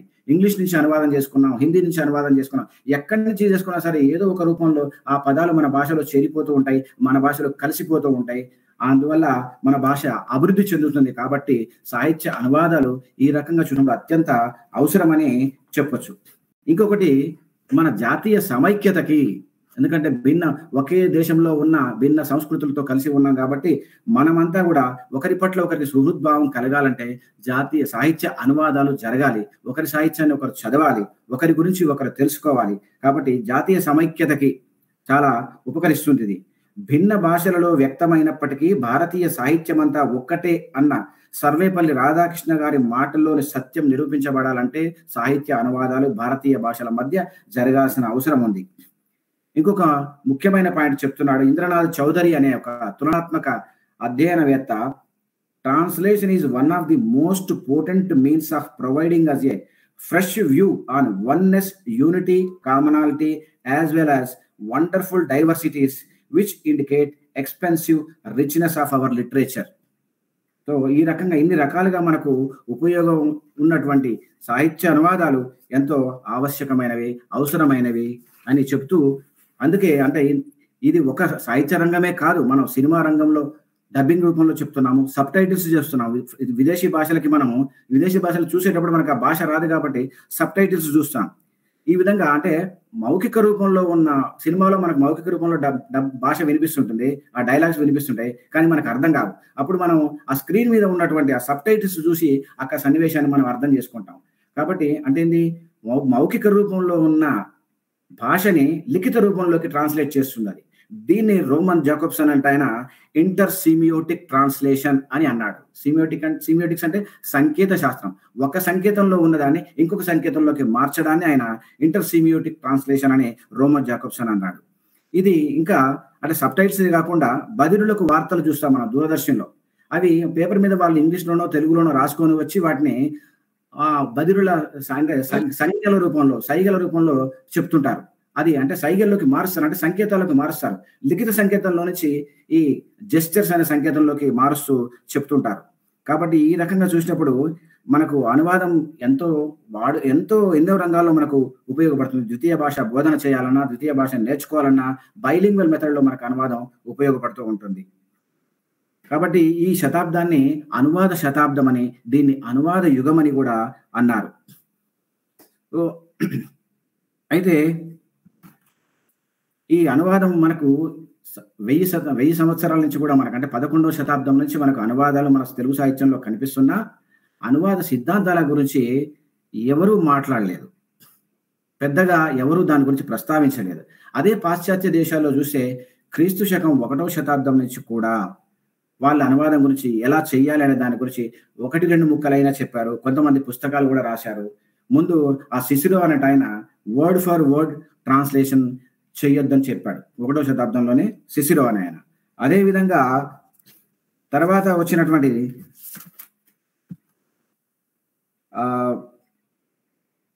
సెయింట్ జెరోమ్ అనే ఆయన సెన్స్ ఫర్ సెన్స్ ట్రాన్స్లేషన్ చేయాలని చెప్పాడు. ఈ విధంగా ఒకరు సెన్స్ ఫర్ సెన్స్ ట్రాన్స్లేషన్ పద్ధతిలో చేయాలని, ఒకరు వర్డ్ ఫర్ వర్డ్ ట్రాన్స్లేషన్ పద్ధతిలో చేయాలని ఇలా చెప్పడమే కాకుండా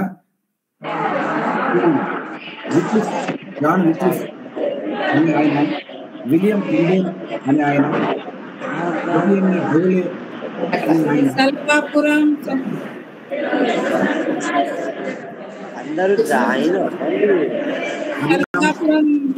participant, please mute your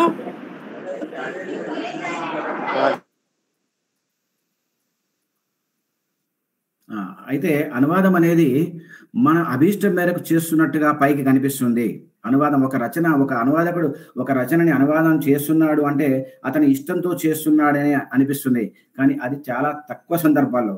దాని వెనక ఒక రచన అనువాదం చేయబడుతుందంటే దాని వెనక చారిత్రక, తర్వాత సామాజిక, రాజకీయ, ఆర్థిక కారణాలు ఉంటాయి. అవి బయటకు చెప్పకపోవచ్చు వాళ్ళు. నన్నయ్య మహాభారతాన్ని అనువాదం చేస్తూ నాకు ఒక 5 కార్యక్రమాలంటే ఇష్టం అని చెప్పాడు. అందులో నాకు మహాభారత కథ వినడం అనేది నాకు చాలా ఇష్టమైంది, శివుణ్ణి పూజించడం ఇష్టమైందని ఇలా చెప్తూ మహాభారత కథ అన్నాడు. తర్వాత మా వంశకర్తలు పాండవులందరూ కూడా మా వంశకర్తలు కాబట్టి మా వంశకర్తల గురించి నేను తెలుసుకోవాలని నాకు ఇంట్రెస్ట్ ఉంది కాబట్టి నువ్వు మహాభారతాన్ని అనువదించు అని నన్నయ్యతో అన్నట్టుగా నన్నయ్య రాశాడు. కానీ అది పైకి చెప్పిన ఆ మాట అది, కానీ అంతర్గతంగా ఏంటి, ఆనాటి కాలంలో బౌద్ధము జైనము హిందువులు ఆ మతాల వైపు వెళ్తున్న సందర్భంలో మళ్ళీ వాళ్ళని ఆకర్షించడానికి వైదిక మతాన్ని పునరుద్ధరింపజేయడానికి ఆ మహాభారతాన్ని తెలుగులోకి అనువాదం చేయించాడు అనేది ఆనాటి చారిత్రక అవసరం. అదేవిధంగా అట్లా మనం ఏ రచన చూసినా కానీ ఏదో ఒక కారణం ఉండి ఉంటుంది. దానికి ఇంతకుముందు కొవ్వలి గోపాలకృష్ణ గారు మాట్లాడుతూ కొన్ని రచనల్ని ప్రచురణ సంస్థలు ఎందుకో ప్రచురించరు, కొన్ని అనువాదాలని ప్రచురించరు ఎందుకో, బహుశా వాళ్ళ భావజాలం అడ్డు వస్తుందేమో, పనిచేస్తుందేమో అని అన్నారు. అది నిజమే. అది దానికి సంబంధించిన ఒక సిద్ధాంతం ఏముంది, అది పాలిసిస్టమ్ థియరీ అనే ఒక సిద్ధాంతం ఉంది, దాని గురించి చెప్తాను. అయితే అంతకంటే ముందు ఆ పాలిసిస్టమ్ థియరీ ఏం చెప్తుంది అంటే, పాలిసిస్టమ్ థియరీ అనే దాన్ని ఇజ్రాయెల్కి చెందిన ఇటామర్ ఈవెన్ జోహర్ అనే ఆయన, గిడియన్ టౌరీ అనే ఆయన ఆ సిద్ధాంతాన్ని ప్రతిపాదించారు. దీంట్లో ట్రాన్స్లేషన్ స్టడీస్ అనే ఇంకొక గ్రూప్ కూడా వచ్చి చేరింది. వీళ్ళందరూ కలిసి పాలిసిస్టమ్ థియరీ అనే ఒక సిద్ధాంతాన్ని పెట్టారు. వాళ్ళు చెప్పేది ఏమిటంటే, ఒక అనువాదం ఏ రచన అనువాదానికి ఎంపిక చేయబడుతుంది లేదా అనువాదం ఎలా చేయబడుతుంది అనే అంశాల నిర్ణయించేది ఆయా అనువాదకుల వ్యక్తిగత అభిష్టాలు కాదు, ఆనాటి సామాజిక రాజకీయ అవసరాలు అని చెప్పారు. ఏదైతే వ్యక్తిగతంగా కనిపిస్తుందో అది వ్యక్తిగతం కాదు, political personal it is not personal, it is a political అని చెప్పేసి చెప్తారు వాళ్ళు. సో అది దానికి ఉదాహరణగా మనం కొన్ని అంశాలు చెప్పుకోవచ్చు. ఉదాహరణకి భూమిపుత్రిక అనే ఒక నవలని ఎగ్నెస్ స్మెడ్లీ అనే ఆమె రాసింది. ఎగ్నెస్ స్మెడ్లీ అనే ఆమె రాసిన దాన్ని తెలుగులోకి ఓల్గా గారు అనువాదం చేశారు. సో ఇది మరి ఓల్గా గారికి ఎందుకు చేశారు? వేరే ఎన్నో నవలలు ఉండగా ఆ నవలనే ఎందుకు చేశారు? అది 1985లోనే ఎందుకు ఖర్చు వేశారు అనేది ఒకసారి గమనిస్తే ఆనాటి రాజకీయ అవసరం ఏంటో మనకు తెలుస్తుంది. ఈ భూమిపుత్రిక అనేది నవల ఆ ఎగ్నెస్ స్మెడ్లీ జీవితమే, ఆమె జీవితమే అందులో ప్రధాన పాత్ర. ఆమె ఏం చేసిందంటే, తను ఆ ఎగ్నెస్ స్మెడ్లీ ఇక్కడ భారతదేశంలో ఉండి, తను ఒక స్త్రీగా విదేశీ వనిత అయినప్పటికీ ఇక్కడ ఉండి ఎన్నో కష్ట నష్టాలకు గురయ్యి ఎన్నో ఇబ్బందులు పడి తన వ్యక్తిత్వాన్ని నిలబెట్టుకోవడానికి ఎంత కృషి చేసింది, ఎంత కష్టపడింది, ఎంత అణిచివేయబడింది, ఇవన్నీ అందులో ఉన్నాయి ఆ నవలలో. కాబట్టి ఇది స్త్రీవాదులకు వాళ్ళ ఐడియాలజీని వ్యాప్తి చేయడం కోసం లేదా అలాంటి దాని నుంచి స్త్రీలను చైతన్యవంతం చేయడం కోసం చేయాల్సిన అవసరం ఉంది. కాబట్టి 1985లోనే స్త్రీవాదం మొదలైంది. కాబట్టి ఆ స్త్రీవాదాన్ని ఇంకా పెంపొందించే క్రమంలో ఓల్గా గారు ఆ నవలని ఎంపిక చేసి అనువాదం చేశారు. అంతే తప్ప తనకు నచ్చడానికి కారణం అది ఏంటంటే, ఒక స్త్రీ ఎలా ఎదిగింది, ఎన్ని కష్టాలు పడిందని తెలుసుకోవడం, అది ఆ విషయం నచ్చడం, ప్లస్ అది ఆనాటి సామాజిక అవసరం కాబట్టి దాన్ని అనువాదం చేసింది. దాన్ని HBT వాళ్ళు 1985లో అచ్చు వేశారు. ఇది మనం ఒక ఉదాహరణగా చూడొచ్చు. మరొక ఉదాహరణ శ్రీశ్రీ అనే ఒక నాటకాన్ని, గోర్కీ అమ్మ నవల కాదు ఇది, కారల్ చాపెక్ అనే ఒక జెకోస్లోవేకియా రచయిత అమ్మ అనే పేరుతో, మదర్ అనే పేరుతో ఆ జెకోస్లోవేకియాల భాషలో రాస్తే ఆయన ఇంగ్లీష్లో చదివాడు. ఇంగ్లీష్ అనువాదం చదివి తాను తెలుగులోకి చేయాలనుకున్నాడు. ఆయన చేసినప్పుడు దాని పీఠికలో ఏం చెప్పాడంటే, ఇది నేనైనా ఏదైనా ఒక రచన అనువాదం చేయాలంటే నాకు నచ్చితేనే చేస్తాను అన్నారు. అది నచ్చడానికి కారణము, అది నచ్చడం వ్యక్తిగతమై అనిపిస్తుంది, కానీ అది నచ్చడానికి కారణము ఆనాటి సామాజిక రాజకీయ ఆర్థిక పరిస్థితులు అని మనం నిస్సంశయంగా చెప్పొచ్చు. ఎందుకంటే ఆ అమ్మ ఎదుర్కొన్న కష్టాలు, ఒక తల్లి ఎదుర్కొన్న కష్టాలు, అది జెకోస్లోవేకియా దేశంలోనైనా మన దగ్గరైనా అవే పరిస్థితులు ఉన్నాయి. కాబట్టి కేవలం పేర్లు మార్చేసి, సన్నివేశాలు మార్చేసి ఆయన అమ్మ అనే పేరుతో ఆ నాటకాన్ని శ్రీశ్రీ తెలుగులోకి అనువాదం చేశాడు. అది నాకు నచ్చిందని చేసి చెప్పడమే కాకుండా అది ఏ విధంగా అభ్యుదయకరమైన నవల, ఏ విధంగా విప్లవ కారణమైంది అని చెప్పడం కోసం అది అవసరం ఉంది కాబట్టి చేశాడు ఆ నవలని. అదేవిధంగా రెక్క విప్పిన రెవల్యూషన్ అనే ఇంకొక పుస్తకాన్ని అనువాదం చేశాడు. The beginning of the end అనే పుస్తకాన్ని తెలుగులోకి రెక్క విప్పిన రెవల్యూషన్ అనే పేరుతో 69లో సీరియల్ గా వచ్చింది. 1969, 70లో సీరియల్ గా వచ్చింది. తర్వాత దాన్ని 71లో ఉద్యమ సాహితీ కరీంనగర్ వాళ్ళు అచ్చు వేసినారు. దాన్నే మళ్ళీ 1996లో విరసం వాళ్ళు అచ్చు వేశారు. సో మనం ఆ అచ్చు వేసిన సంస్థలను చూస్తున్నాం. మనం విరసం వాళ్ళు ఒకటి, ఉద్యమ సాహితీక వాళ్ళు ఒకటి. ఆ పుస్తకాన్ని అంటే ఎవరు పడితే వాళ్ళు అలాంటి పుస్తకాలు అచ్చు వేయరు. అందుకే ఈ ఈ మల్టీ పాలిసిస్టమ్ సిద్ధాంతకర్తలు అంటే బహుళ వ్యవస్థ సిద్ధాంతకర్తలు చెప్పేది ఏమిటంటే, ఒక అనువాదం ఎంపిక చేయబడుతుంది, ఒక పుస్తకం అనువాదం చేయబడుతుందంటే దాని వెనుక ఇవన్నీ కారణాలు ఉంటాయి. మనం అవన్నీ గమనించాలి. ఏ పర్పస్ కోసం చేస్తున్నాం, ఎవరి కోసం చేస్తున్నాం, ఏ స్థాయి పాఠకుల కోసం చేస్తున్నాం అనేది మనం దృష్టిలో పెట్టుకోవాలి అన్నారు. సో ఈ శ్రీశ్రీ రెక్కవిప్పుల రెవల్యూషన్ అనువాదాన్ని మనం గమనించినప్పుడు అది మొత్తము ఏంటంటే ఫ్రెంచ్ విప్లవానికి సంబంధించింది. ఫ్రెంచ్ విప్లవం అంటే ఇది 1968లో వచ్చిన విప్లవం, అంతకంటే 1789లో వచ్చిన విప్లవం కాదు. ఇది మరొక విప్లవం. ఆ కాలంలో ఆ ఫ్రెంచ్ దేశంలో ఉన్నటువంటి విద్యార్థులు ఎదుర్కొన్నటువంటి ఇబ్బందులు ఇక్కడ మనం కూడా ఎదుర్కొంటున్నాం, మన విద్యార్థులు కూడా ఎదుర్కొంటున్నారు. ఇక్కడ సామాజిక పరిస్థితులు కూడా అట్లే ఉన్నాయి కాబట్టి ఇది మనల్ని చైతన్యపరచడానికి ఉపయోగపడుతుందనే ఒక రాజకీయ కారణంతో శ్రీశ్రీ ఆ రెక్కవిప్పిన రెవల్యూషన్ అనే దాన్ని అనువదించినట్టుగా మనం గుర్తించవచ్చు. అదేవిధంగా లెనిన్ అనే కావ్యాన్ని కూడా శ్రీశ్రీ అనువాదం చేశాడు. మైకోవస్కి రష్యన్ భాషలో రాసిన దాన్ని ఆయన బహుశా ఇంగ్లీష్ అనువాదం ద్వారా తెలుసుకొని తెలుగులో లెనిన్ అనే కావ్యాన్ని, వ్లాదిమిర్ ఇలియిచ్ లెనిన్ అనే కావ్యాన్ని రాశాడు. దీన్ని 1924లో ప్రగతి ప్రచురణాలయం మాస్కో వాళ్ళు ప్రచురించారు. తర్వాత ప్రజాశక్తి వాళ్ళు 2009లో ప్రచురించారు. సో ఈ ప్రగతి ప్రచురణాలయం అయినా ప్రజాశక్తి అయినా మార్క్సిస్ట్ ఐడియాలజీ ఉన్నటువంటి సంస్థలు ఇవి.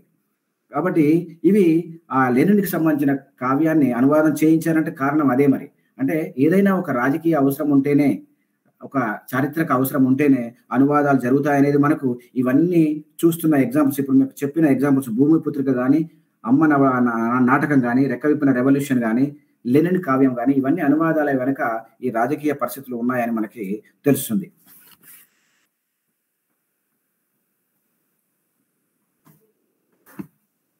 తర్వాత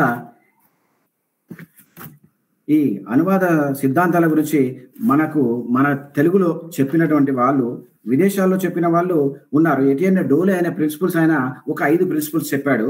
అవి ఏమిటో చూడండి. Translator must fully understand the sense and meaning of original author, should have a perfect knowledge of both source language and target language, avoid word for word renderings, should use the forms of speech in common use, should choose and alter words appropriately to produce the correct tone. So ఇందాక మంగిపూడి రాధిక గారు మాట్లాడుతూ చెప్పారు, కవిత్వాన్ని అనువాదం చేసేటప్పుడు వాళ్ళ పాండిత్యాన్ని ప్రదర్శించొద్దు అని. అదే విషయం ఇక్కడ డోలే చెప్పిన ప్రిన్సిపల్స్ లో కనిపిస్తుంది. వర్డ్స్ అనువాదకుడు ఎప్పుడు కూడా సామాన్యుల వాడుకలో ఉన్న పదాలని వాడాలి, కానీ తమ పాండిత్యాన్ని ప్రదర్శించడం కోసం అలాంటి పదాలను వాడొద్దు అని చెప్పాడు. సో అదే విషయము మనకి మొల్ల కూడా ఈ విషయాన్ని చెప్పింది. మొల్ల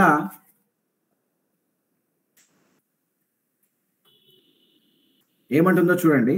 మును సంస్కృతముల తేటగా తెనిగించడి చోట ఏమి తెలియకయుండన్ తన విద్య మెరయ క్రమ్మర గణమగు సంస్కృతము చెప్పగా రుచియగునే అని అనింది మొల్ల. అంటే ముందు సంస్కృతంలో ఉన్న దాన్ని తెలుగులోకి అనువదిస్తూ నువ్వు మళ్ళీ సంస్కృత పదాలు వాడితే అది రుచిగా ఉంటుందా అని చెప్పేసి అనింది. అప్పుడు ఈ మాట నాకు ఇందాక మంగిపూడి రాధిక గారి మాటలు వినగానే నాకు మొల్ల గారి ఈ పద్యం గుర్తొచ్చింది.